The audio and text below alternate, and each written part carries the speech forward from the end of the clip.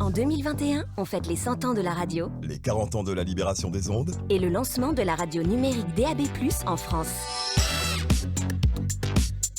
Toutes vos radios s'unissent pour célébrer le média préféré des Français du 31 mai au 6 juin prochain. Émissions spéciales, ateliers, concerts, live stream, journées portes ouvertes. Découvrez tous les événements proches de chez vous sur le site fêtedelaradio.com et sur les réseaux sociaux.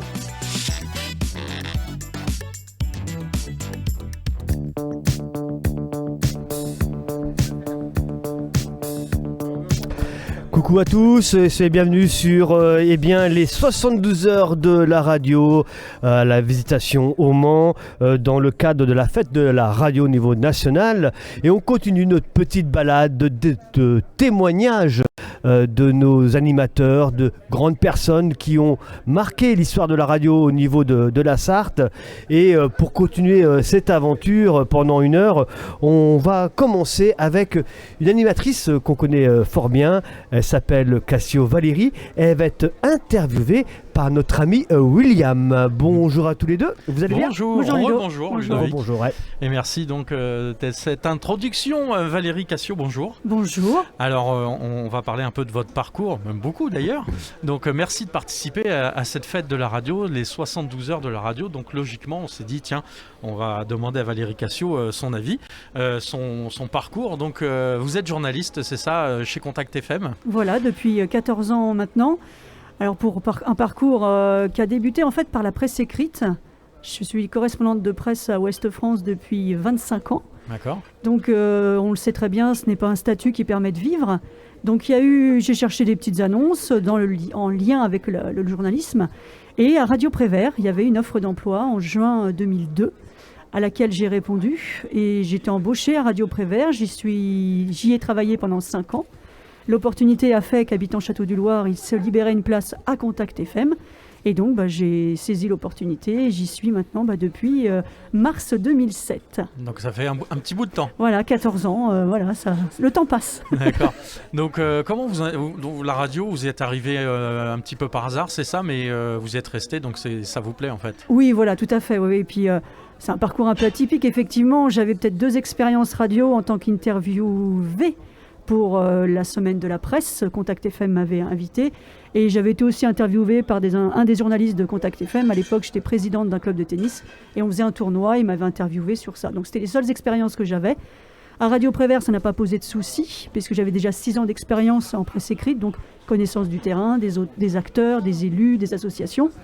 Et tout s'est fait par des formations en fait. Je suis arrivée en juin et en décembre, j'ai passé 1 mois à Paris dans diverses école de journalisme avec des enseignants qui travaillent dans des grandes radios, Europe 1, des comédiennes. Voilà, pendant 1 mois, j'ai passé... et puis après, tous les ans, il y a eu des formations qui me ont été proposées parce que j'ai un parcours littéraire un petit peu chaotique, donc aucun diplôme dans ce domaine-là. Et avec l'acquisition au fil des ans, l'expérience a fait que voilà. Ouais, j'ai tout appris sur le terrain, on va dire. Je n'ai aucun diplôme dans ce métier-là. C'est même la meilleure des expériences. Hein. Ça vaut tout un diplôme, de toute façon, l'expérience sur le terrain. Oui, parce qu'entre le terrain et les études et comment on dit, je vais trouver mes mots. Entre l'apprentissage et puis entre une école et le terrain en lui-même. Entre la théorie et la pratique. Voilà, c'est ça. C'est exactement ce que je cherchais. Merci Ludovic. Merci beaucoup. Voilà, entre la théorie et la pratique, merci. Il y a une marge et la pratique, il n'y a rien de tel, effectivement.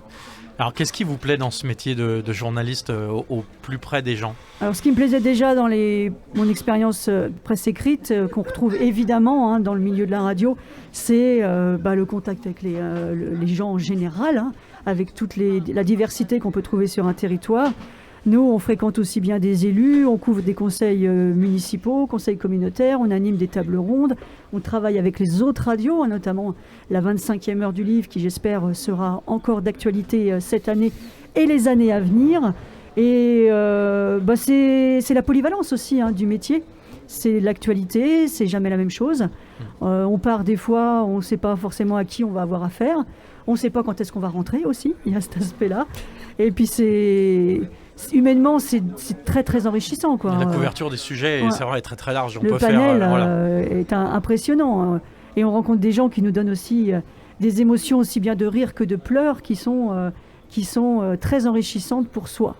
Est-ce qu'il y a, et justement, il y a une anecdote qui vous revient comme ça, que ce soit positive ou négative, une chose qui vous a vraiment marqué, vous partez et là, grosse surprise et que ça vous reste en mémoire? Alors à une époque, il y a quelques années, c'était encore à l'époque de Pierrette Fraissinet, notre présidente, on avait fait une thématique sur les SDF.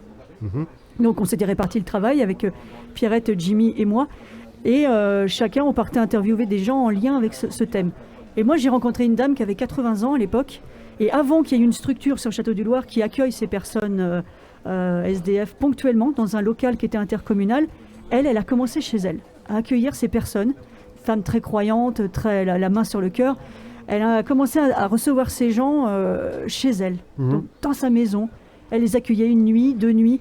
Elle m'a raconté tout ça, je suis sortie de chez elle, j'ai chialé comme une malade. Le témoignage, voilà, c'est des choses qui... Je tenais mes larmes parce que voilà, elle me racontait des choses sur ces personnes qu'elle avait rencontrées. Et ça, c'était vraiment très prenant et poignant.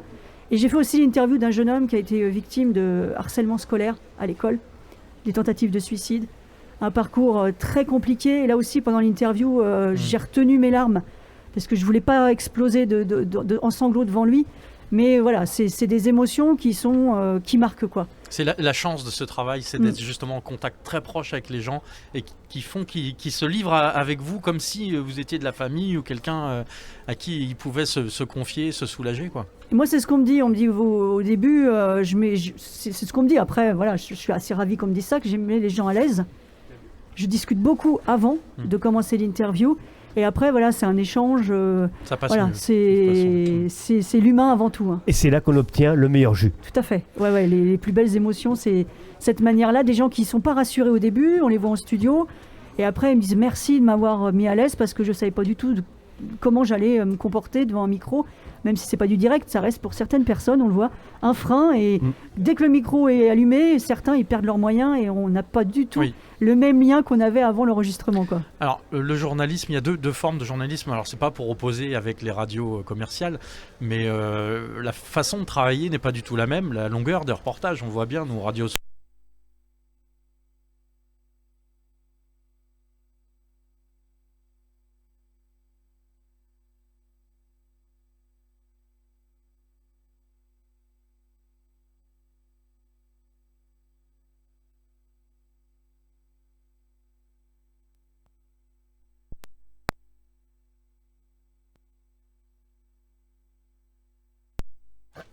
Ah, voilà, c'est revenu. C'est revenu. Voilà, donc on a une coupure de courant. Voilà, nous sommes en direct, hein, ça peut arriver. C'est nos aléas, on les connaît, les aléas du direct. Et on a commencé comme ça dans les années 80. Hein, c'est limite si on pédalait pas pour avoir le courant. Hein, donc, la météo n'est pas avec nous aujourd'hui, oui, donc ça doit peut-être jouer aussi. Hein. Alors, on en était où, oui, ma William? petite question, c'était pour ne pas opposer les deux formes de journalisme différents entre eux. Les radios commerciales, parce qu'on parle d'enrobage d'une minute 30, des choses comme ça. Nous, on ne connaît pas ça en radio associative. On peut faire des reportages de 10, 15, 20 minutes selon le format qu'on a choisi. Donc, qu'est-ce que vous préféreriez, vous? Qu'est-ce que vous préférez, je suppose, entre les... Nous, on a la chance à Contact FM d'avoir un peu tous les formats d'émissions. On a des pastilles dans mes infos, 1 minute jusqu'à 2 minutes de son. On a des émissions qui font un quart d'heure, d'autres une demi-heure, d'autres qui font 1 heure. Et c'est vrai que les avantages, moi je dirais, des radios associatives comme nous, c'est qu'on est libre des sujets. On a évidemment une association, hein, comme beaucoup d'entre nous, présidente, un bureau qui nous donne... On a des thématiques d'émissions établies qui doivent répondre au fameux fonds de soutien, le FSER, des grandes thématiques qu'on doit aborder, mais sinon les sujets... Voilà, on va où on nous demande d'aller, on reçoit des invitations, on est hyper libre de recevoir... Voilà, ouais. Et on a des émissions beaucoup aussi avec les élus du territoire des communautés de communes Loire, Lucé, Bercé et Sud-Sarthe. Et là, c'est pareil, c'est une relation de confiance aussi qui s'est établie, qui n'est peut-être pas forcément le cas pour toutes les communes. Comment vous vous organisez à Contact et comment tu t'organises, toi, Valérie? Tu reçois des ordres d'au-dessus ou c'est toi qui organises ton travail comme tu l'entends? Comme je disais, il y a une ligne directrice établie par notre bureau, voilà. Et après, on doit remplir les cases, entre guillemets. Ouais. J'ai une émission qui est sur la solidarité, oui. Donc je reçois des associations en lien ou des personnes qui créent... J'ai des émissions politiques avec les élus du territoire. Et après, on a ce qu'on appelle l'interview du jour, on met ce qu'on veut dedans, c'est l'actu. Donc là, c'est open. Open. Voilà. Une D'accord. émission sur l'environnement mensuel, une émission avec des associations d'insertion sur Château du Loir, des partenariats financiers aussi. Voilà. On est suivi financièrement Donc, il y a par quand des même associations. au-dessus, il y a des gens qui construisent des conventions, des Voilà, c'est ça. partenariats, Tout à fait. qui vous redescendent l'information de façon que vous puissiez après aller sur le terrain. Et on va évidemment en lien vers ces conventions de partenariat avec les communautés de communes. Par exemple, le deal, c'est d'assister au conseil communautaire et de répondre à toutes les conférences de presse sur le... À la Et fois, on il y a une- reçoit les élus. Quoi, à voilà. la fois, il y a une liberté, mais il y a des contraintes, des limites. On a un cadre. on a un De toute façon, voilà. c'est une programmation, c'est une Oui, ligne bien sûr. directrice. Quoi, voilà. Donc, D'accord. On a parlé justement des différents sujets. Quels sont les sujets qui vous plaisent le plus? Alors moi j'aime bien recevoir les élus, parce que c'est des élus que je connais depuis longtemps, il y a une confiance qui s'est installée. Les missions que j'ai avec la communauté de communes Loire-Lucé-Bercé, qui s'appelle Territoire, c'est pas une contrainte, voilà, c'est aussi intéressant de travailler avec des élus.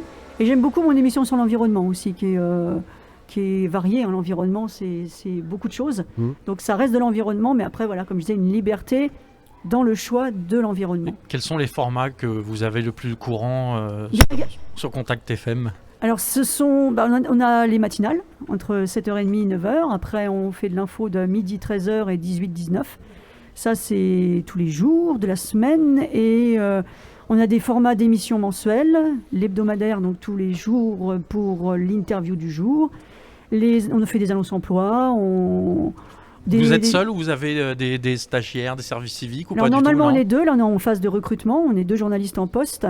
Et on a une personne au secrétariat à comptabilité. Et tous les ans, on a une personne embauchée volontaire en service civique. D'accord. Et on a une dizaine de bénévoles qui font des émissions selon leur goût. Voilà. Alors justement, la relation entre, on va dire, professionnels, en tout cas, ceux qui sont employés et les bénévoles, comment ça se passe chez vous? Alors les gens, s'ils ont envie de faire de la radio, on fait un spot voilà, qui dit qu'on recherche du monde et puis on fait passer ça sur nos réseaux sociaux et notre site. Et les gens nous font un numéro 0. Parce que ça, c'est quand on est bénévole, on fait un peu ce qu'on veut. Il faut que ça reste évidemment encadré. voilà, bien et sûr. dans les bonnes normes de la ligne éditoriale de la radio. Mais cette relation, en fait, il y en a qui travaillent de chez eux. Avec Oui. le confinement, ils ont continué. Ils ont enregistré chez eux, ils avaient le matériel pour. D'autres viennent en studio, ils sont libres. Ils ont la régie, ils ont le studio pendant une demi-heure, 1 heure. Et d'autres, certains, c'est moi qui fais la technique et qui anime un peu avec eux une émission. On a différents formats de bénévolat, quoi. Alors pendant ces derniers mois là, de confinement, comment vous avez pu réussir à travailler? Alors quand on a appris, voilà.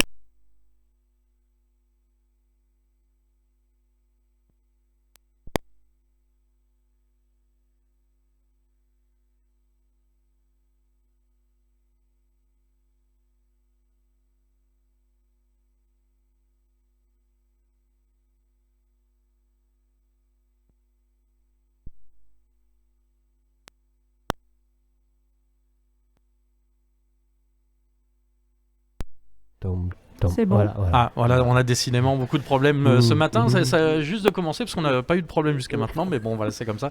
Il pleut beaucoup hein, en même temps. Ça c'est rare d'ailleurs en Sarthe. Hein. Je ne sais pas, je ne comprends pas.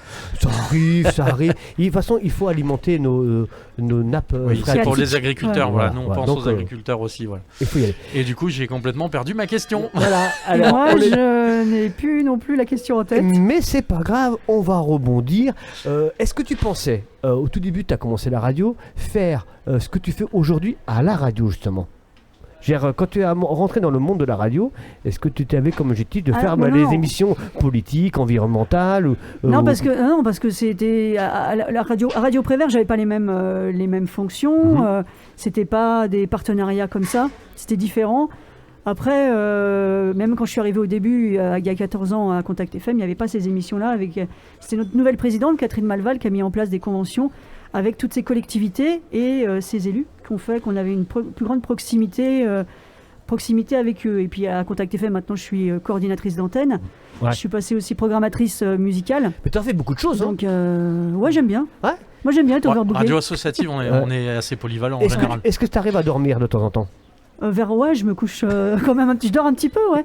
Mais puis là, il y a l'embauche d'un collègue qui est parti, donc il y a les départementales, on reçoit tous les binômes de 2 cantons de notre territoire. les 72 heures de la radio, bientôt avec la Frama aussi, le débat des régionales. Absolument. C'est beaucoup de choses, mais on y arrive. Alors, je suis allé fouiller dans la case numéro 27 de mon cerveau, j'ai retrouvé la question. C'était comment avez-vous pu travailler pendant le confinement? Ah oui, c'est vrai, oui, voilà. En quelques secondes. Oui, d'accord. Alors le confinement, nous, ça nous est tombé dessus, on n'avait aucun moyen de travailler et on s'y est mis. Et donc on a installé, chacun chez soi, un petit logiciel qui permettait d'avoir accès à WinMedia, notre logiciel de diffusion. J'avais mon enregistreur avec moi, je faisais mes infos de la maison dans mon bureau, voilà, enregistré, montage Audacity, et je le mettais dans le WinMedia et les gens avaient les infos. Des émissions se sont arrêtées, évidemment. Après, on a pris un pli. Et en juin 2020, on est retourné physiquement à la radio. Et on n'est jamais sorti de la radio. Moi, j'ai refusé de refaire du télétravail parce que j'allais déjà 2 jours par semaine à la radio pendant le confinement. Utiliser le matériel, c'est quand même important. Il y avait plein de choses qui manquent à la maison. Et nous, le confinement, on l'a vécu 4 mois, mais pas le 2e ni le 3e. On a continué à travailler en présentiel. Un peu comme beaucoup de radios associatives d'ailleurs. C'est la et d'autres proximité, radios c'est notre aussi, rôle aussi d'être auprès des gens. Et Voilà, c'est ça. compliqué d'avoir des rendez-vous, de rencontrer les acteurs du territoire, les gens qui se bougent pour lutter contre la crise, pour aider les gens et être chez soi, quoi. Bien, Valérie Cassio, merci beaucoup. Une toute dernière question. Oui. Pour toi, la radio du futur, c'est quoi? La radio du futur, Ouais. alors est-ce que on parle du DAB+, là, Éventuellement. ou pas? Je sais pas, je suis pas assez calée pour ça. J'ai entendu plein de choses sur l'antenne depuis les 72 heures. Jean-Yves parlait de la meilleure qualité que ça allait apporter, aussi bien sonore, mais de toute façon ça va évoluer, ça va pas rester comme ça. C'est pas que le DAB+, c'est aussi passé par Internet. Nous, on utilise CleanSheet maintenant qu'on n'utilisait pas. C'est d'autres façons de travailler aussi. Voilà. Puis le matériel a évolué. Au début, j'avais des petites disquettes. Exactement. Ouais. Des floppy disks. Merci beaucoup à tous les deux pour cette interview Merci qui était un peu Valérie. chaotique. La suite en musique et on revient dans quelques secondes pour les 72 heures de la radio dans le cadre de la fête de la radio au niveau national. À tout de suite.